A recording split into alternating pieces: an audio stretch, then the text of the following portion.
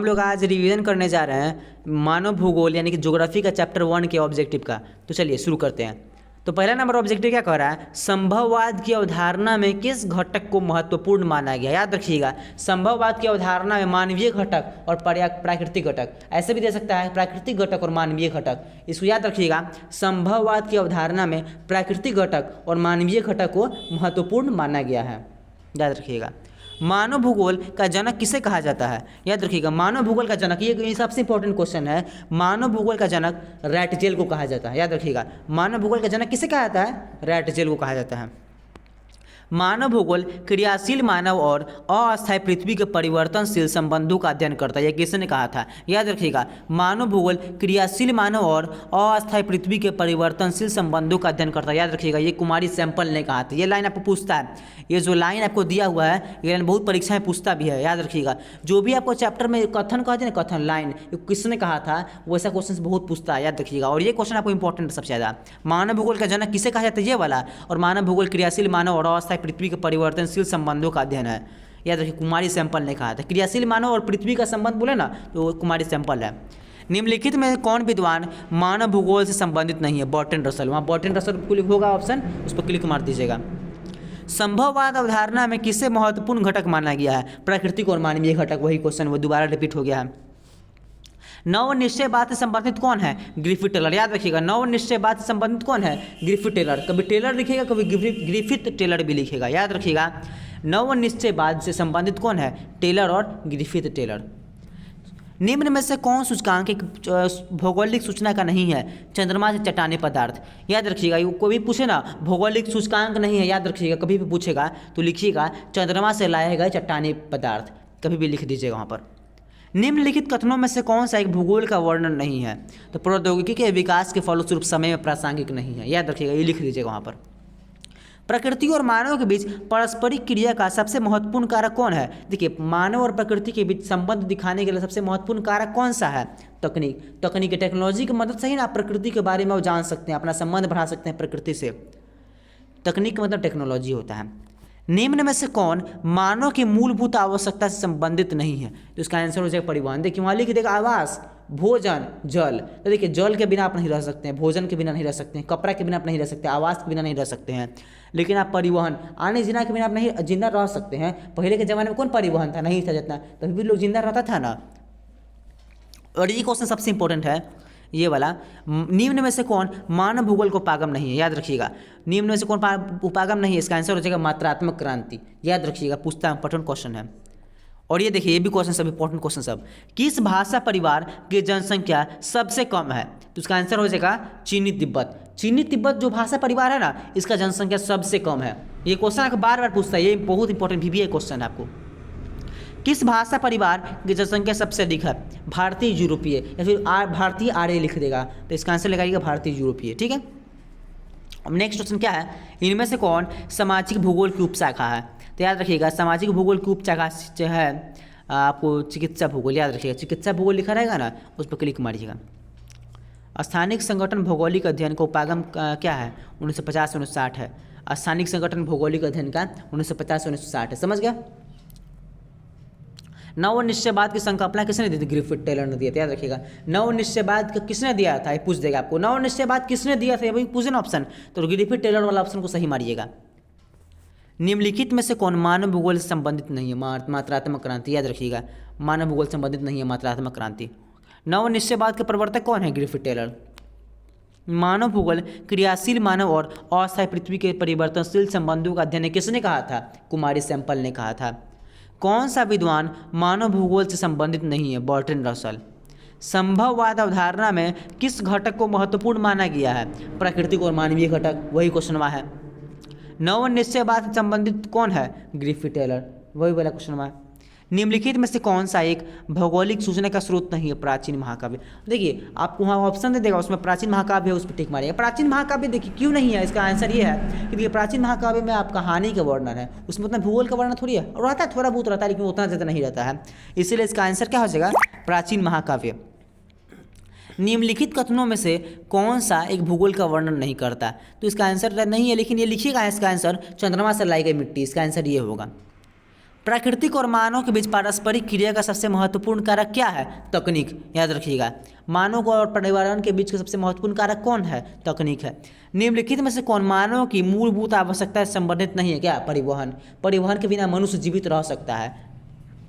निम्नलिखित कथनों में से कौन सा भूगोल का वर्णन नहीं करता? समकलनात्मक अनुशासन। याद रखिएगा, कौन सा भूगोल का वर्णन नहीं करता? समकलनात्मक अनुशासन। निम्न में से कौन सा एक लोगों और पर्यावरण के बीच अन्योन्य क्रिया का सर्वाधिक महत्वपूर्ण कारक है? प्रौद्योगिकी। देखिए, पर्यावरण और मनुष्य के बीच एक संबंध दिखाने का प्रमुख साधन कौन है? प्रौद्योगिकी, मतलब टेक्नोलॉजी। टेक्नोलॉजी की सहायता से मनुष्य अपने बीच और पर्यावरण के बीच संबंध को दिखा सकता है। निम्नलिखित में से कौन मानव भूगोल का उपागम नहीं है? मानव भूगोल का कौन उपागम नहीं है? मात्रात्मक क्रांति। याद रखिएगा, मानव भूगोल में क्षेत्रीय विभेदन की शुरुआत का दशक कौन है? 1930। इसी में क्षेत्रीय विभेदन हुआ था। याद रखिएगा, मतलब मानव भूगोल का क्षेत्र है ना, बहुत सारा बंटना शुरू हुआ था। मानवतावाद की एक और विचारधारा क्या है? मानव भूगोल। याद रखिएगा, मानवतावाद का ही मानव भूगोल उसकी विचारधारा है। या फिर ऐसे भी तो देखिए, मानव भूगोल का विचारधारा कौन है? तो मानवतावाद क्लिक कीजिएगा।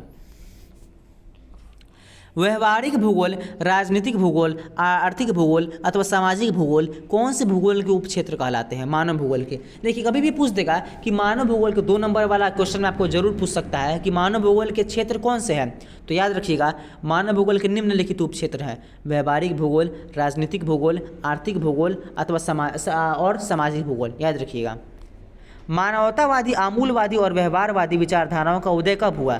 तो याद रखिएगा, मानवतावादी, अमूलवादी और व्यवहारवादी विचारधाराओं का उदय 1970 के दशक में हुआ था।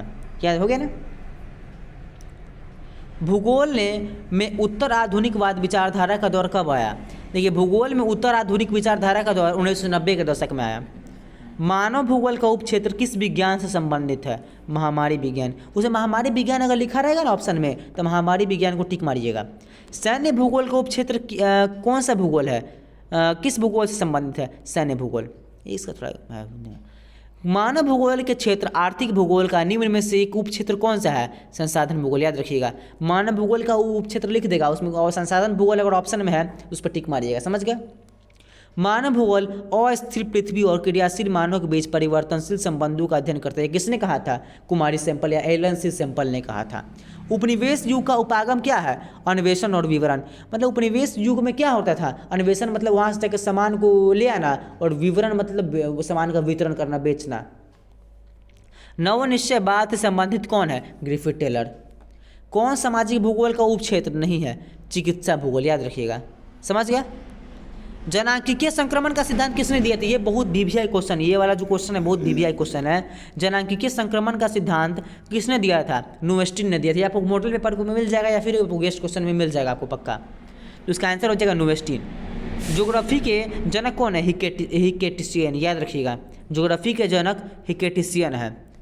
और देखिए नेक्स्ट क्वेश्चन क्या कर रहा है, ये भी वीवीआई क्वेश्चन है। बीबी ज्योग्राफिया जर्नलिस्ट के लेखक कौन है? तो याद रखिएगा, ज्योग्राफिया जर्नलिस्ट के लेखक वेरेनियस। याद रखिएगा, ज्योग्राफिया जर्नलिस्ट के क्वेश्चन नंबर 44 में ज्योग्राफिका जर्नलिस्ट के लेखक कौन है? वेरेनियस। याद रखिएगा। नियतिवाद के लेखक कौन है? याद रखिएगा, नियतिवाद या निश्चयवाद एक ही बात हुआ। कभी आपको कह देगा निश्चयवाद या कह देगा कभी नियतिवाद, तो इसके जनक कौन है? Frederick Ratzel. याद रखिएगा।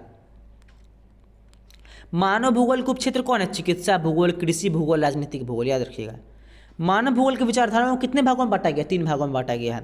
संभववाद का प्रयोग सर्वप्रथम किस फ्रांसीसी विद्वान ने किया था?